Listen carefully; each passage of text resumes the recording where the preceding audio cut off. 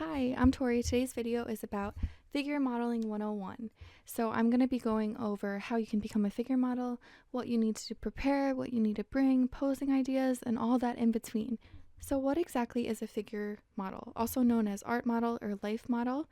It's a person who poses portrait or nude for artists to study the human form and its anatomy.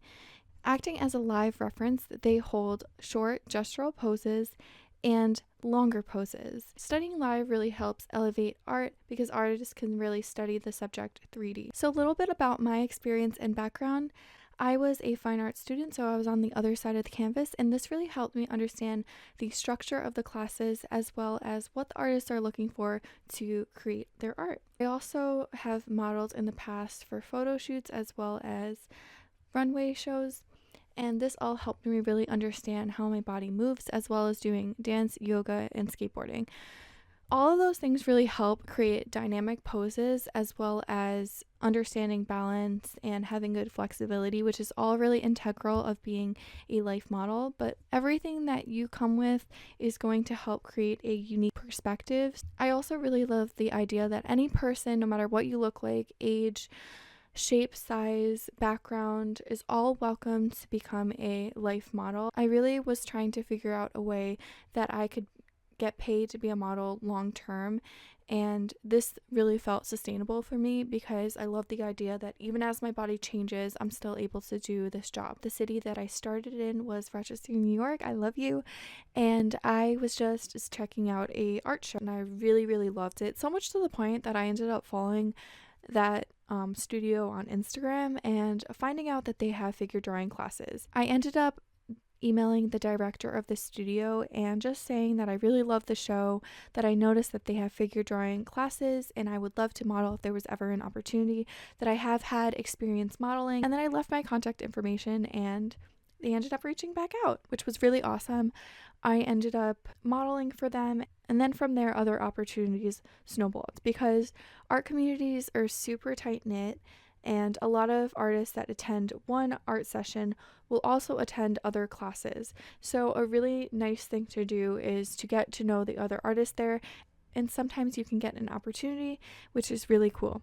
I did end up moving to a bigger city a couple months ago, and I had to start fresh, and I had no idea how to get started. But luckily, I was able to make a portfolio, a resume, I made cover letters, and I had references if needed. The modeling portfolio consisted of drawings that were taken from the sessions that I did in Rochester. So I would recommend taking pictures and getting the names of artists while you're like taking breaks. I ended up getting opportunities here and they just snowball. So once you know one person, people will recommend you. And when I was emailing people, I also mentioned if they ever needed any last minute models from cancellations or whatever, here's my contact information. And that is also a way you can get some gigs. I would also suggest attending a session. That way you can kind of see how things work. You can also network. It's a really great way to understand how that class in that studio runs because every studio works a little bit differently. So class structure, I've had two experiences.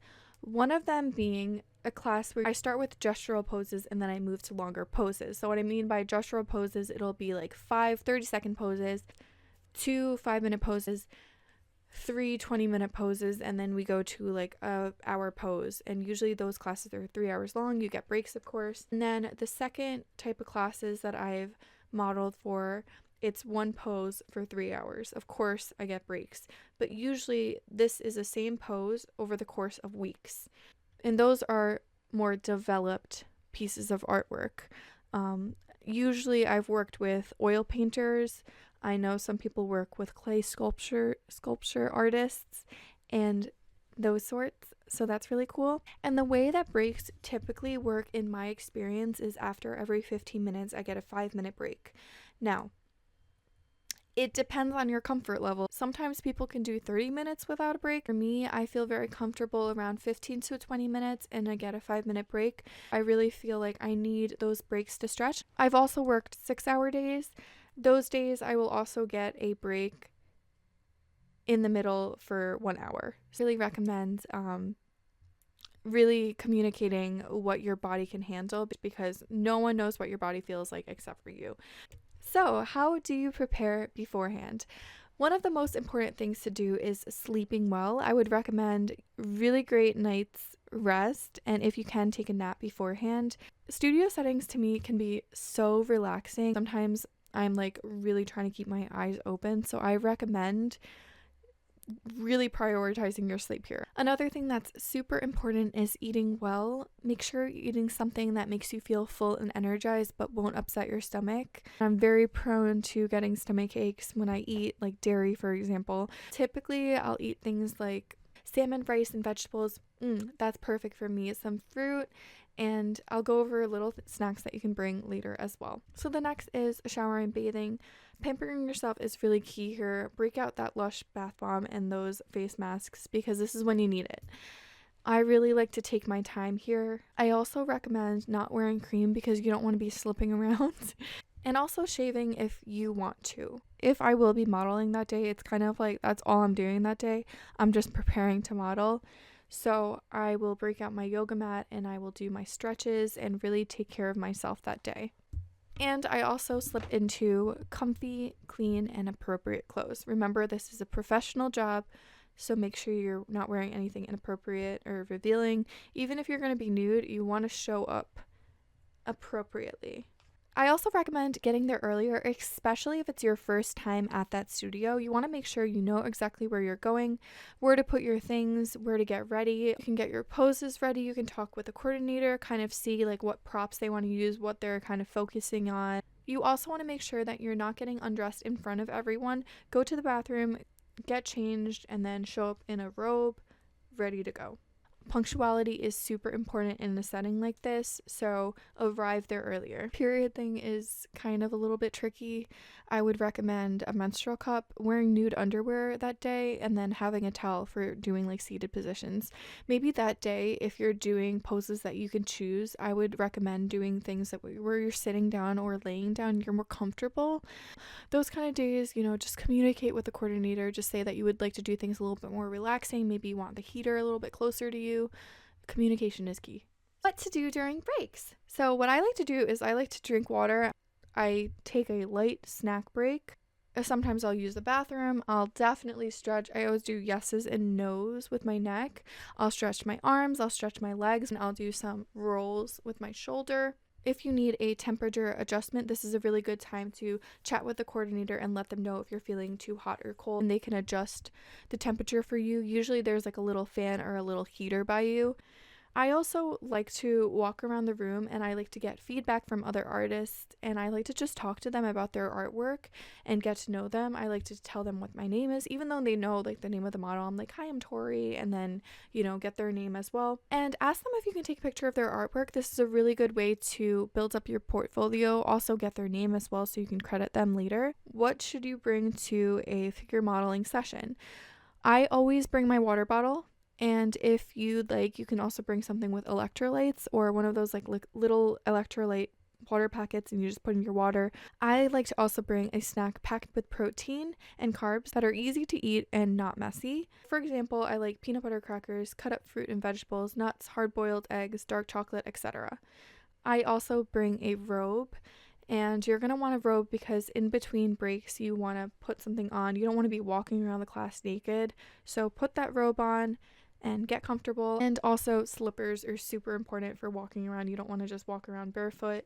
And hair ties. I say hair ties because sometimes I like to change up my hairstyle for different poses. So these are some things that studios have always provided that I've worked at, but if you're unsure and you're working in a new studio, you can always ask them if they have these things, and if they don't, you can bring them if you'd like. For example, cushions, heater, blanket, props. Alrighty, so now we're going to go over some posing tips. So important thing to do is to consider the layout of the studio. Sometimes they're crescent shaped, sometimes it's 360, sometimes you're on a stage, sometimes you're literally just right there. So depending on that, everyone's going to have a different angle, and you want to make sure that everyone is seeing you in a very interesting way. If you're doing multiple poses, I like to start from the left, work my way to the right, and making sure that everyone can get a glimpse of myself. Some practical little tips: you want to breathe through your pose. Sometimes it can be really uncomfortable holding a certain pose. You didn't realize it was going to be uncomfortable. Breathe through that. That is going to make it so much easier. You don't want to be stiff. It's going to show through your face and it's going to be very uncomfortable for you. So breathing will really alleviate that pain. I also like to pick a spot anywhere in the wall that I will fix my gaze on. So a little dot in the wall, maybe like a poster or something like that. I don't recommend looking at lights. Lights make me feel really weird, so I avoid that. You can even look down if you need to. Just make sure that you stay in the same spot because your head will move. If you're doing these longer poses, typically the instructor will have tape and they will tape around your hand, around your feet, creating markers. So when you take your break and you come back, you know exactly where to slip back into. But things like shoulders and, your chest, you can't really create markers physically, so you have to do that in your head. So for example, this is what I do while I'm in the pose. When I get into the pose, let's say I'm like this, in my head I will be like, okay, my shoulder is pointing towards that water bottle over there. My head is facing towards the camera and my eyes are on that dot. So when I come back, I can come back to that pose. You can also be like, is this where I was, guys? Am I off? Like, people will be nice about it, so just communicate if you need to. Another thing to do is adjusting poses for specific times. So if you're doing quicker poses, that's a good opportunity to lunge and use your arms and do poses that are more dynamic, that are a little bit uncomfortable to hold, but you can hold for 30 seconds or 2 minutes. It's not going to kill you. But if you're doing longer poses, do not have your arms up there. Do not have your head lifted. It will hurt after a while. With more experience, you will get an idea for what poses you should do and what you should avoid. That's why it's a really good idea to practice on your own time at home while you're watching a movie. You can kind of just practice some poses and see what feels comfortable. And I would also recommend, before you go to the class, prepare by having some pictures on your phone. Screenshot some stuff on Pinterest, get some ideas from art books of poses that you can do, because if you're really having a brain fart moment, you can just go on your phone and you can just emulate that pose. Another thing that I like to do, which is kind of silly, is I know a few like TikTok dances, and sometimes if I really can't think of a quick pose, I will do like the apple dance, and I will just kind of like do the dance, pose, and continue, and it will create nice dynamic posing. Because you're just doing a dance, which is so silly, but sometimes you kind of have to go there. Other things I like to do is just holding yoga poses. Sometimes I will literally just do like a nice lunge and it feels so good on my body, and that's a pose. This one is so silly. I used to do like a static dance, and we would kind of do this. So we would like emulate the energy of fire or like of an elephant. So what would that look like through posing? So like, how would an elephant look? And that really helps you kind of create ideas if you're kind of stuck. Use props if they're available. Don't overuse them. But for example, I love using like a big stick or a pole because I can really lunge into things. Sometimes I will do a one-footed pose, and balance, like I said, through like skateboarding really helps with that. But I love the pole. That is my favorite thing ever to use. I also will use chairs and different things. Sometimes there's columns where you can rest your hand on. Get creative with different things and kind of work with the artists while they're taking breaks. What are some things that you've been wanting to draw? Like, ask them, just so they can get some nice, fun, dynamic poses that they might not really get to do a lot of the times. Some things that I learned when I was a fine art student was shoulder hip movements. So shoulder going this way, the hips going this way creates really beautiful posing, as well as creating shapes with your body. Artists really love to draw some fun shapes, so give them some of that. So I would recommend that when you're doing standing poses, to bend your knees slightly. The reason for that is if you lock them and keep them really tight, you are more prone to losing circulation, and sometimes people are prone to fainting as well. So I've had 2 cases where I felt like I was about to faint. Luckily, I caught it in time, but I needed to lay down because I was feeling super nauseous and I just felt really off. So it's really important that you're aware of your body and you speak up. Everyone would rather you say something and say, hey, I just need a break, rather than fainting and it's a whole thing. Do not push yourself. This is a job, but at the end of the day, you want to make sure that your safety is priority. I find that aside from those little moments where I didn't feel so well, it is a very relaxing job. I really love the sounds of art making. I love the sounds of people searching for the utensil to use. I like the sound of pencil on a canvas. All of those things just really makes me feel relaxed. It really helps me kind of slow my mind down. I also like jobs where pampering yourself is super important and crucial for the job. I like that I need to eat well and sleep well and take care of my body and exercise because it pushes me to focus on that. Like, I can't take any shortcuts. I also like being a muse. It feels really nice. It helps me with my acceptance of things that I don't really love about my body. Seeing artists interpret things makes me feel a little bit more confident, and I'm able to gain some self-love from that. A lot of other modeling jobs that I've done kind of gotten booted out of because of myself getting older, and it makes me really feel self-conscious about things like that. So when I'm doing a job like this, it makes me feel really beautiful and valued no matter how I change. And that is all. I really love this job so much, and it is my favorite job that I've ever had, and I hope to continue it for the rest of my life. Thank you so much for being here. I hope that this video helped out. These are my tips and some experience. If you have questions or you have tips, please share them. I would really appreciate that. Thank you so much, and I hope to see you soon. Bye!